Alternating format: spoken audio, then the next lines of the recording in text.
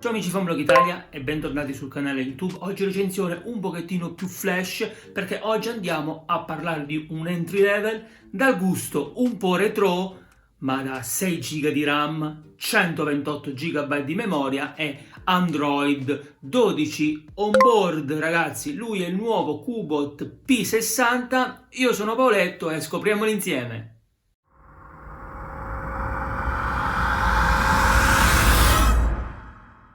Unboxing abbastanza ricco come sempre per i prodotti a marchio Cubot. All'interno, oltre al nostro smartphone, abbiamo un pochettino di manualistica e dichiarazioni di conformità per l'Unione Europea. Abbiamo un alimentatore da corrente USB, non esce in Type-C, comunque a 10 watt, il cavo USB Type-C. Abbiamo le cuffie con porta Type-C perché questo smartphone non ha il jack da 3,5, ma Cubot ci dà l'opportunità di usare le cuffiettine già out of the box in confezione. Vi è inoltre lo spillino, giustamente, e abbiamo una coverina in silicone abbastanza morbida, protegge bene, e una piccola plastica che io ho rimosso subito, ragazzi, comunque di protezione già sul display. Parliamo di un entry level, quindi un modello di fascia bassa dell'azienda, ragazzi, interamente costruito in plastica in due colorazioni, c'è quella scura e questa chiara che secondo me è più bellina, a trame rettangolari, insomma, ci sono dei piccoli quadrati che fanno un pochino di gioco di luce quando si inclina lo smartphone e devo dire che al sole restituiscono un bel effetto, gli dà un'aria un pochettino più premium. Lato destro abbiamo il sensore di impronte digitali e un side mount, quindi abbastanza rapido, non il più rapido, comunque c'è, è anche cliccabile. Abbiamo il volume rocker, dalla parte opposta vi è il carrellino con la possibilità di mettere due nano SIM 4G LTE. Non sono riuscito ad agganciare coniglia di 4G Plus, ma vi dico subito che la connettività è buona per un entry level, quindi 4G coperto praticamente ovunque, e anche la seconda SIM, ragazzi, senza problemi. Non prendo ovviamente, come detto, il 4G Plus, non c'è la connettività 5G, ma rinunciando al secondo slot sarà possibile espandere ulteriormente la memoria. Nella parte frame in basso vi è la porta Type-C da cui non esce il video, il singolo speaker mono di qualità appena sufficiente, insomma, per le nostre videochiamate. Se si alza il volume è bello forte, ma la qualità va comunque un pochettino a scemare. Tra rete potrai essere soggetto alle tariffe applicate dal tuo operatore. I dati forniti saranno trattati nel rispetto della normativa applicabile in materia di protezione dei dati personali e sulla base di quanto... Per il resto, ragazzi, non abbiamo grandissime novità su questo smartphone. Abbiamo un doppio foro in pieno stile qui Honor Huawei, un pochettino che fa scimmiottare, dove vi è il primo sensore da 20 megapixel.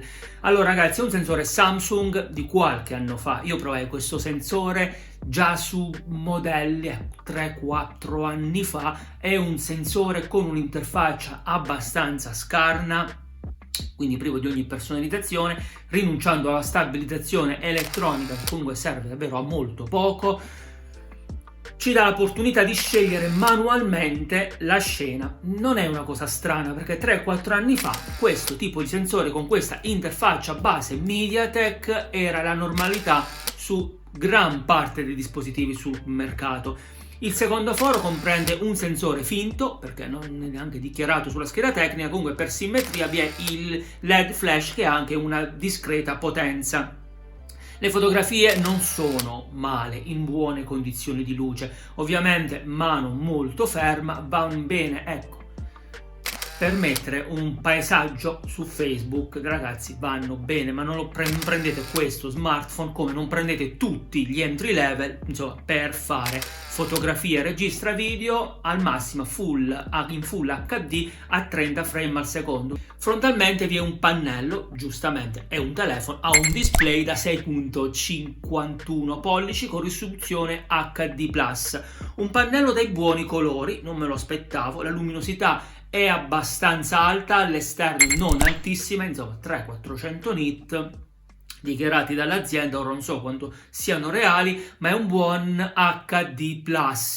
Sotto il cofano vi è un processore, giustamente come la fotocamera, perché tutto, insomma, viene sviluppato intorno al processore. Abbiamo un MediaTek MT6765, un octa-core. Significa Helio P35, lo abbiamo visto in tante salse, con tanti dispositivi, telefoni, tablet, sotto anche qualche smartwatch in passato, quelli con Android OS a bordo. Quindi ragazzi è un processore vecchiotto che comunque è affiancato da ben 6 GB di memoria RAM LPDDR4X e 128 GB di storage, che secondo me, ecco, su un entry level il 628 incomincia a essere un po' ancora una chimera. Si trovano ancora qualche dispositivo che fa 332. Comunque 628, i 6 GB di RAM aiutano tantissimo il processore che ci permetterà con la sua tempistica di fare tutto, nel senso giochi abbastanza casual, ecco, navigazione, browser, Play Store, YouTube, mail, non sforzatelo tanto sui social, perché quando insomma ti tengono tante applicazioni aperte in multitasking va un pochettino a rallentare, quindi si notano dei lag sulle applicazioni quando le andiamo a riaprire dal multitasking. Però per un uso basico, ragazzi, questo processore ancora adesso si comporta bene grazie ai 6 GB di RAM, ma anche grazie ad Android 12. Sì, qui c'è Android 12 on board, quindi non finto, c'è proprio Android 12 con un minimo di personalizzazione MediaTek, quindi classica interfaccia Android 12, non ci permetterà di cambiare, ecco, gli accenti e i colori delle iconcine, ma dei toggle come si fa normalmente su Android 12, ma cambia automaticamente in base allo sfondo che noi, al colore dello sfondo che noi andiamo ad applicare. Android 12 è più leggero, è meglio ottimizzato, e anche questo Helio P35, ragazzi, se la cava bene. Tutto il resto della sensoristica non è male, ormai nel 2022 ci siamo un po' su tutti i dispositivi. Comunque il Bluetooth 5.0 funziona bene, il Wi-Fi dual band funziona bene, e anche il GPS in esterna non è velocissimo nell'aggancio del segnale, ma è stabile durante la navigazione. Supporta anche l'OTG. Devo dire che manca il LED di notifica e manca la radio FM. Amici con Blog Italia, chiudiamo questa recensione, una recensione dal gusto un pochettino retro. L'Helio P35 non è nuovissimo, il sensore montato qui come fotocamera, tutta l'interfaccia della fotocamera non sono nuovissime, seppur hanno già qualche anno alle spalle. Devo dire che vanno bene per la categoria di prodotto. Questo è uno smartphone che io posso consigliare quando scende sotto i 100 euro, sotto i 100 euro, secondo me può essere interessante. È aggiornato il sistema Google Play Store, è aggiornato a ottobre, le patch sono ferme ad agosto attualmente. Qbot le aggiorna molto raramente, anzi sugli ultimi dispositivi ho provati da me di Qbot, ho ricevuto 2 update di patch in un anno, che è pochissimo, ma per la categoria, ecco, di marchio asiatico è tanto, ragazzi, fidatevi. Quindi io lo posso consigliare sotto i 100 euro, perché comunque 6 GB di RAM, 128 GB di memoria interna, Android 12 su un entry level, è davvero una mosca bianca in questo panorama di smartphone dove i prezzi continuano a lievitare in maniera spropositata, ragazzi. Quindi certe volte bisogna anche sapersi accontentare.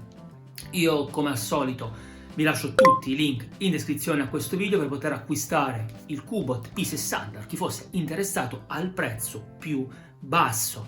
Vi ricordo inoltre di lasciare un bel pollicione in su, iscrivervi al canale. Mi raccomando, vi aspetto anche su Telegram, Tech.offerti, il mio canale ufficiale con tantissimi codici sconto. Noi ragazzi ci vediamo come sempre ad un prossimo video e grazie per il vostro tempo. Ciao!